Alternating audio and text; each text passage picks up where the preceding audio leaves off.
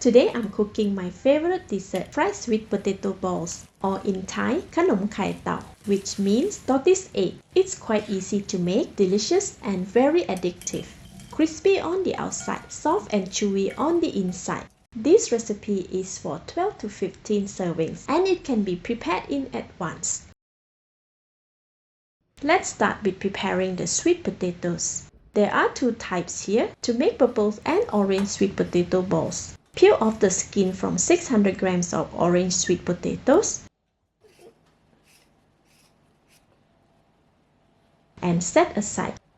Repeat by removing the skin from 550 grams of purple sweet potatoes.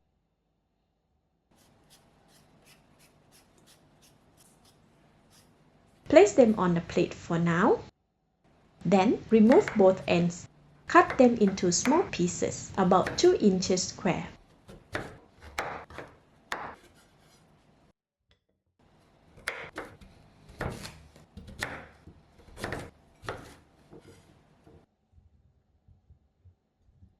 Repeat with the rest of them. Cut off both ends before cutting them into 2 inches square pieces.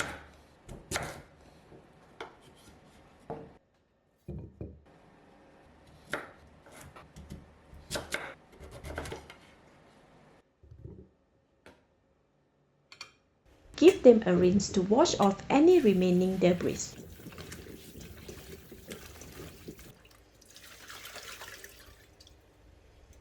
In a prepared steaming pot with vigorously boiling water, place the steamer over the pot. Place the orange sweet potato on one side and the purple one on the other side. I am steaming both of them at the same layer as they can be cooked easily at the same time. Cover the pot and steam for 45 minutes or until very soft. The cooking time depends on the size they were cut. Smaller pieces take a faster time, while larger pieces take a longer time.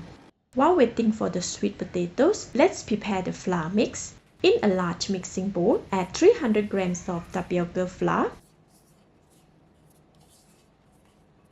20 grams or 2 tablespoons of corn flour, 120 grams of granulated sugar, quarter teaspoon of baking powder, and half teaspoon of salt. Use a hand whisk to mix until well combined. Then leave them aside. After 45 minutes, let's check on the sweet potato by poking them with a fork. See, the orange one is so soft that it breaks easily. The purple one is perfect as well. Switch off the heat. Remove the steamer from the heat to cool slightly. After 2 to 3 minutes, mash the sweet potato super finely. As I don't have a masher, I am using a stainless steel mash colander. A mash strainer can be used too. We want to mash them finely without lumps or fiber. I recommend doing this while they are hot as it is harder to mash them once cool. Keep the rest of the sweet potato covered so they stay warm. Press them down with a spoon to push the flesh through the wire mesh. This is a bit tedious. A bit of strength is needed to press and push to get a fine, smooth texture. See, this is perfect. If the sweet potato is soft, this step will be quite easy to do. If the wire mesh is clogged up, use a silicone spatula to scrape them from the bottom, like this.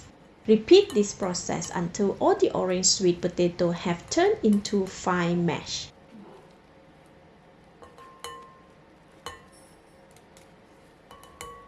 Okay, all done. This is what it looks like. Keep it aside. Wash and clean the wire mesh colander before repeating the process for the purple sweet potatoes. Mash them through the wire mesh and scrape them when they are clogged. If they start to turn cold and hard, place them back on the steamer for about 2 to 3 minutes to warm them up again.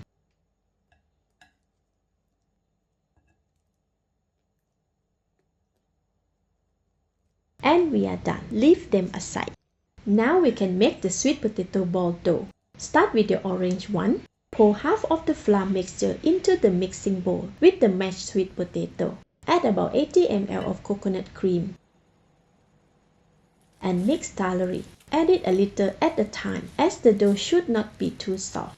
Once too soft, the dough cannot be thick. as there is no more sweet potatoes. Adding more flour will cause the taste to run. This is still quite dry, so I am adding about 30 ml more of coconut cream. Mix until the dough is very well combined.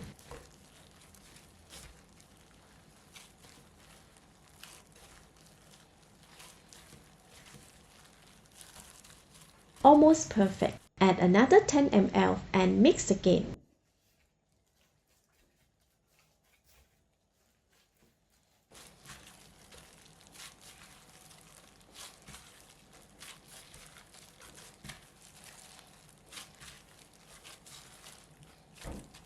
This is perfect. It's not soft and not dry. I can make it into a ball like this. As this is a lot, I just use about 1/3 of this portion and will keep the rest for future use. Use cling wrap to reduce exposure to air and keep it in the fridge. This dough can be kept in the fridge for up to 3 days or about 5 to 6 weeks in the freezer. Let's continue with the purple sweet potato. Place all of it into the mixing bowl. Add the rest of the flour mixture and about 100 ml of coconut cream. Mix until the dough is formed. It is still quite dry. Add another 25 ml of coconut cream and mix again. It is still a little dry. Add another 25 ml of coconut cream.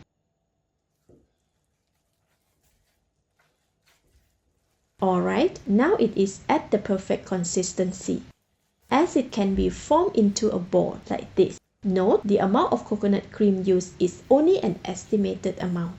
Please slowly add bit by bit to get the right consistency for the dough. This is because the density of sweet potato changes after cooking.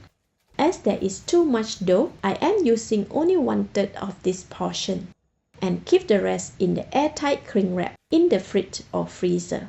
If it is frozen, let it thaw for about 2 to 3 hours before moving on to the next step. Next, form a small balls from the sweet potato dough. Start with the orange one. Take a substantial amount and roll into a long cylinder. Then cut it into small pieces like this. Repeat with the rest until completed.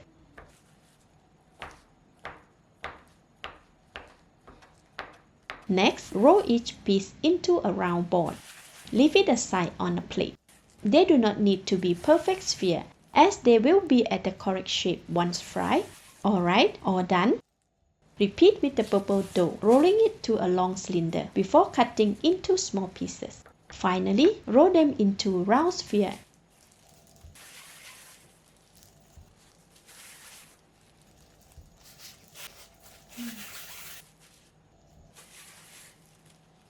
And we can fry them. Place a large wok on the stove and switch on the heat to medium. Add about 500 ml of cooking oil for deep frying, allowing the oil to warm up for about 3 to 4 minutes. It's recommended to use a large wok as sufficient space is needed to fry the sweet potato ball. Once the oil is warm, add the orange ball one by one. Try to separate them. Do not crowd the wok as we want more room to fry the sweet potato balls. Allow them to cook for about 15 to 20 seconds. See, once they are getting hot, the ball will expand a little in size. Stir and turn them evenly while cooking, using the strainer to press lightly on the balls while swirling them around the pan. This encourages the ball to be hollow inside, cooking evenly while maintaining the spherical shape. Continue frying like this for about 6 to 8 minutes or until all the balls have turned golden brown. After 8 minutes, the sweet potato balls are cooked and looks great. Take them out from the oil with the strainer, shaking off excess oil. Place them on a cooling rack for more oil to drip off. Continue with the purple color balls. Add them in bit by bit, separating them to prevent them from getting stuck together. Swirl them around while gently putting pressure on the potato balls.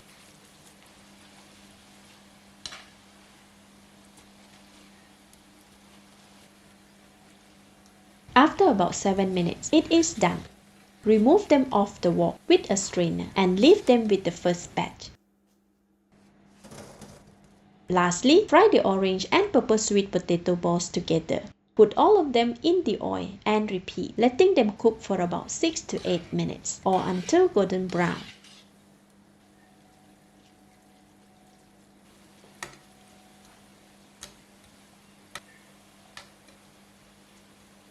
Alright, they are all cooked and perfect now. Remove them from the oil, switch off the heat, place them on a cooling rack, and we are done.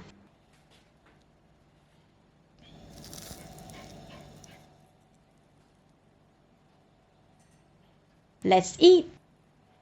Wow, so crispy, soft and so chewy. The sweet potato balls have that distinct natural sweetness, yet is rich and has a delicate taste. The inside is hollow, which adds a light crunch to the first bite. So good for the morning or afternoon snack. Enjoy! This is Home Cooking with Somjit. Thank you and bye bye!